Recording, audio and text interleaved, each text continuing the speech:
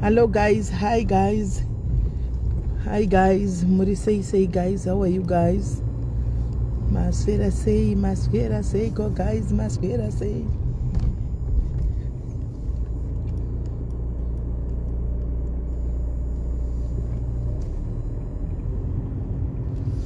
Masfera say go guys.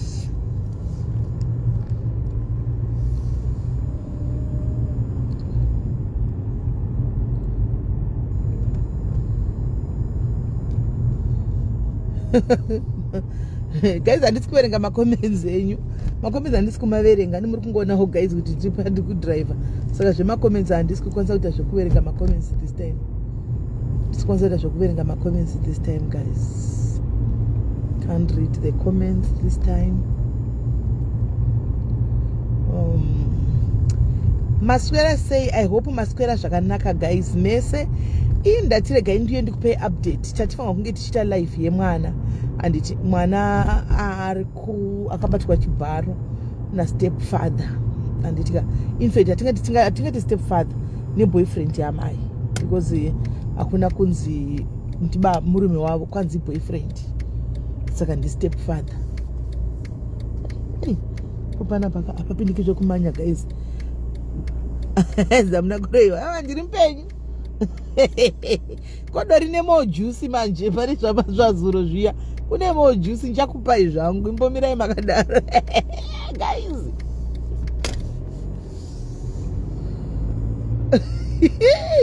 Right, saka guys nyaya iye zvinezvi yave under investigations. Nyaya tesa ku police anditika takuita kuti inde kupo investigate kwe. Saka the person anditika the so called anti the alleged rapper and it is somebody who's said to be very dangerous. And mona kunjumbo kwa wanogarako arkunzi yes Julie ndiripo wangu ndiripo so arkunzi ari very dangerous. So ndaona zviri wise kuti right now sezvotaisa ku police kuti va investigate nyaya yemwana ishi ti protect masources edu because message dzauya kuti this guy is dangerous anogona kukawada vana ve team iri rakadini rakaita whistleblowing iri rakandiudza. Saka just kungoti tidini tikwanise kuti tiprotect vamwe vedu.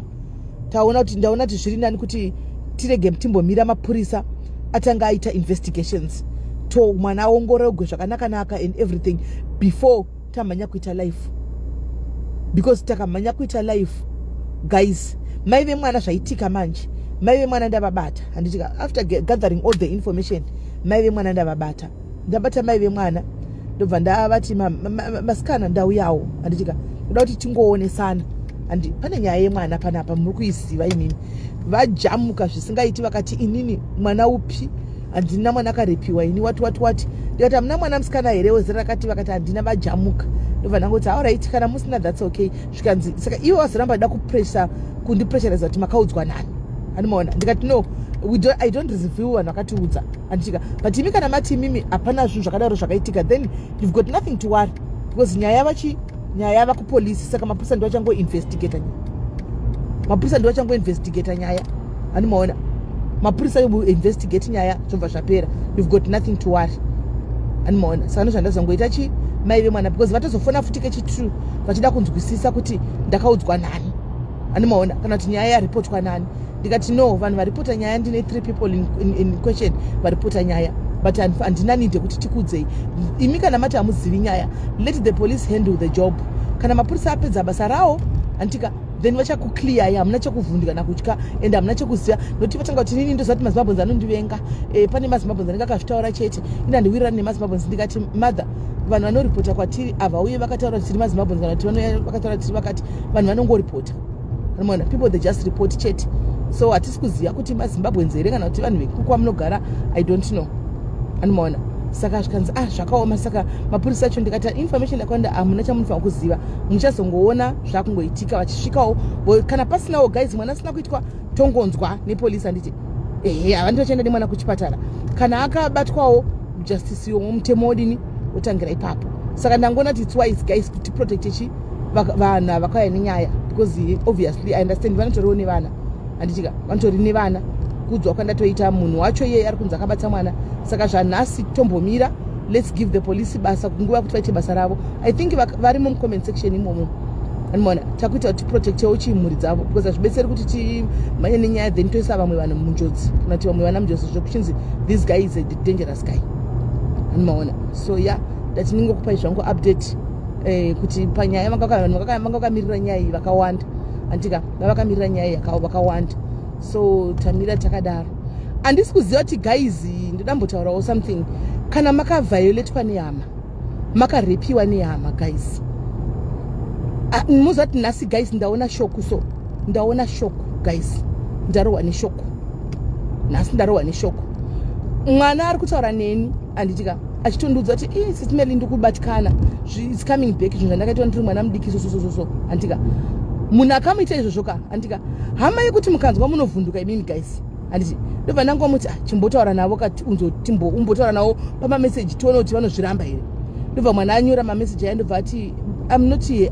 Atanga kuti ndine machats ndichazo kana akandibvumidza ndichaposta machats achauya aki achauya nenyaya yacho iye achauya nenyaya yacho ndamuti gather the courage hanzi ndoda kuvakonfranda ndikati unovakonfranda iye vatobvuma because vabvuma kama mameseji vangafunga dotora vari tu vakati yesi kani iwewe ndinotanzi ende unonaka ndinotokuda iye akabva ati muri kuudza inini izvozvo andimaona ropa renyu zvikanzi hazvina nebasa rese izvo hazvina kana nebasa rese mwoyo unoenda paunoenda nemanakiro aunoita pamameseji guys nemanakiro aunoita handingambokusii handiwaona handingambokusii.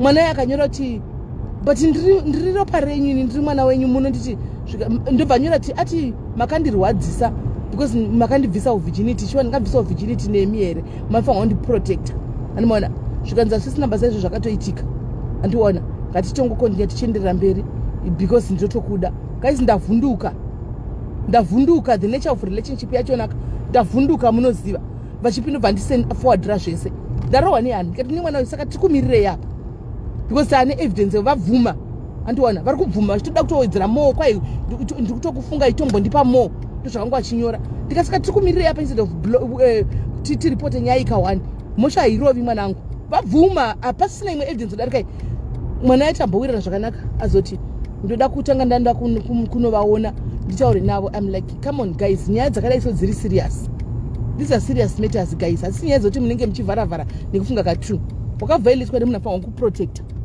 handiti wotanzi ndambonotanga ndafunga ndambotanda novaconfront pafeafea kumeso unokuvara nazvo. Rapist haibvumi wabata evidence guys. Report these things man guys, reportai maissues aya. Marapist aya ari kuenda scot free guys, they are going scot free. Vari kuroam around the streets kunjoka and they won't stop, they will continue vachingoviolate vamwe vana vachingobata vamwe vana saizvozvo simply because one person anotya kutaura. Kana wakasangana nazvo speak out guys.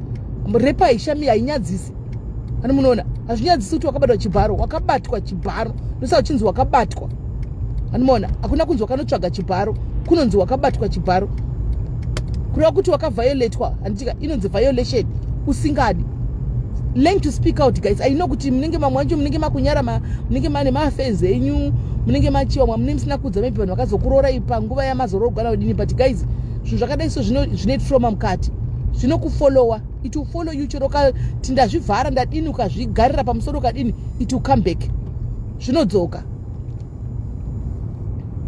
guys ende zvinodzoka zvichikushungurudza zvokuti unenge usasakana mbama chaumugare bvunza kana paine vanhu vakachamboita one day tichaita live yoyi guys, we will do the live tichaita live yoyi mangwana andika timbo vanhu vari free vakasunguka kutaura vakabatwa munyatsoona kuti vakazokura vakaroorwa kana varipo vari free munyatsoona kuti hazviperi zvokupera because it will come back even wava mumarriage yaunenge wave imomo munyuwani zvinenge zvichingodzoka zvichingokushungurudza zvichingodzoka vanhu ndipo pamunonzwa chinzi mumwe ari kuramba bonde akaroorwa zvakanaka kadini but mumba wamusex because akavhailetwa izvi zvinodzoka zvichaafecta zvinokuafecta mentally guys zvinotokuafecta mentally chero zvodini zvinokuafecta chete.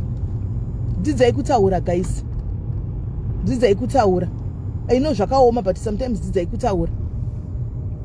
kutaura guys. Hands are old is the ave haasi munhu mukuru muzani zoti vana mazana angokurumidza kuita vana vanenge vakagurumiwa mufela vanenge vakagurumiwa vari vana vadiki andiona vachitwa izvi nehama mudzimba mavanenge vachigara imomo. Saka vachiita mudzimba mavanenge vachigara imomo vagurumiwa kudaro, vazhinji vanopedzisira vaita zvokuti ndoda kubva paarea pa, ongoita mukomana obva, kana kuti unoti pamwe charoro obva atomitiswa, andiona achatoroorwi obva atomitiswa, andiona obva atomitiswa. Ndo zvinonetsa. Ane vana vake 2 vanavo, but mwana mudiki think ari kuma-20 zuku, mwana mudiki akaguruma achikudzwa, achitwa izvozvo nehama yepadyo, achitwa izvozvo nehama yepedyo, achikudzwa mufunge. Saka chero paunozokura you never have a stable life. Hazviiti kuti uve nestable life chaichaiye kuti ndikurarama zvinodzoka, zvinokukaunta. Because nenguva kunyatsotanga kuona munhu yapamwe mupenyu anenge achiruma randa achifamba achidini, unyasofunga kuti munhu akandiparadza, akandikuvadzaka. Ende chinonzi rape guys, amozati it's a forceful, inenzi vamaiti forceful penetration. Anditi pa forceful penetration guys, munhu anotokuvadzwa, zvokukuvadzwa zvokutsemuka, zvoti unogona kana kupedza chibereko. Remember anenge ari mwana mudiki ari kurepiwa, zvokuti unototedza kuita mwana zvachose nemumwe munhu, andiona neumwe munhu anenge akuita izvozvo anokudamaja. Anditi obva aiye unoita mberi nelife yake, but iye asiya kuparidza, because pavane rape hapana panozomboitwa iri gentle. Handimaona hapana panozomboita gentle kana kudi kurepa, because unenge usingadi, anotozvipandidzira, anotozvimanikidza chete. Andimaona anotozvimanikidza. Saka guys, ini ndongokuagei zvangu, I'm just aging you for once. Ngatimboita zvinhu zvakanaka, zvokukurudzirana zvinhu zvakanaka. Andimaona learn to speak out. Taura, tsvaga umwe munhu. Kana usingakwanisi chero kuya kwandiri guys, takawanda padiaries apa, kuna namama wahombe vamwe unongoona mucomment section vasingatokuzivi, vekuti they won't even judge. Go to them, vasingatombozivi. Go to them and say, mama muza ndinongokuona iwo apa, inoda kungotaura nyaya yangu, because zvondiremera kuenda kuna SIS MELLY, ndoda kungotaura nemi, because mani toko hamutondizivi. Approach somebody, talk to them.